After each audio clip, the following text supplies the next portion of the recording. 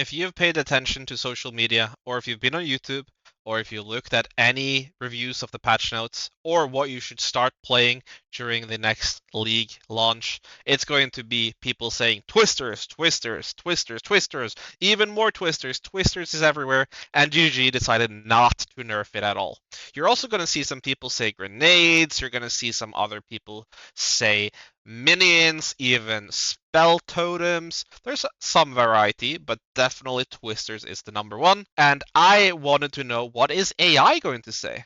So I went out and I asked ChatGPT and Grok what their top 3 campaign leveling league launch builds. First of all, if you like this video, please hit a like on the video. And if you do like PoE 2 content, hit a subscribe to my channel, as that will help me out a lot and it will notify you on my next uploads. And I will be uploading tons of videos for PoE 2 for this patch and leading up to the full launch in 6 to 7 months. I also would love to hear in the comment section what you think about their choices and what you are going to choose for this league start. I've asked them the exactly same prompts, which will be shown on the screen. It is just that they're going to research 0.4 data to figure out everything they can learn about speedrunning for the campaign on 0.4.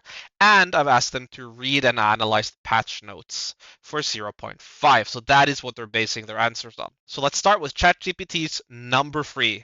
That is interesting. There's not that many people talking about it, but I do see it on Mobalytics, and there's a lot of people hyped to play Monk. So it has chosen the Stormwave Hollow Palm Monk, which is quite interesting. It makes sense as Hollow Palm is getting buffed, and as this ChatGPT says, you don't have to worry about your weapon. It does also mention that it's going to struggle until you make the swap around level 22, as that is when Hollow Palm gets online. The reason why Hollow Palm got buffed is that, so there is a tiny nerf if you only read about Hollow Palm, which makes it slightly weaker, but it's very minor. But they have increased the amount of evasion on gear all the way through the game. And they've also increased the energy shield up until I think level 65. So you're going to have more stats to fuel your Hollow Palm technique playstyle. Let's go over to the Grok. Grok has done a similar thing, but taken a different angle.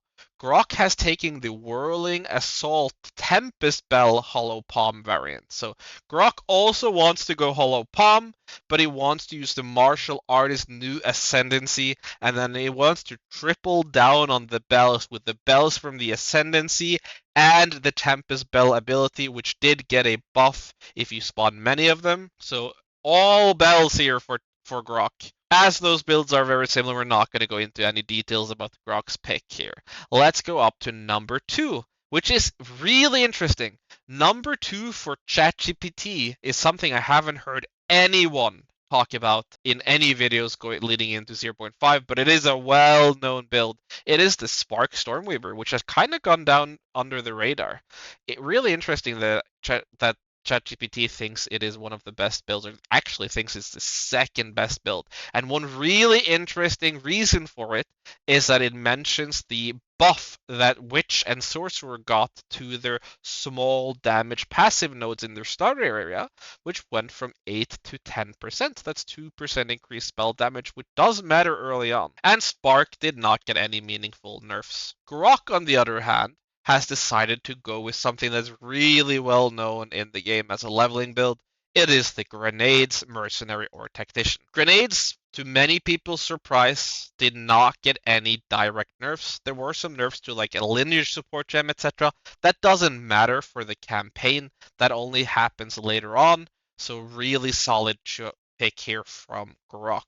Grok mentions reliable, high clear speed with minimal gearing, strong bossing transition, and easy access to crossbow ammo mechanics. Now, I don't know about the minimal gearing. I do think you actually need pretty good gear for this as well, but very interesting choice. Now we're going into number 1. What have they chosen as number 1? And they have chosen the exact same build, both of them, which is the Twister Huntress Spirit Walker Ascendancy.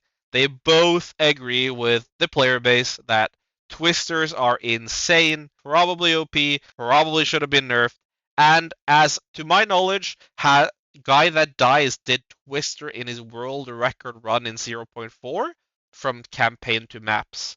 and it did not get buffed. It did not get nerfed. It potentially even got stronger, as it has some really strong nodes with the Spirit Walker Ascendancy.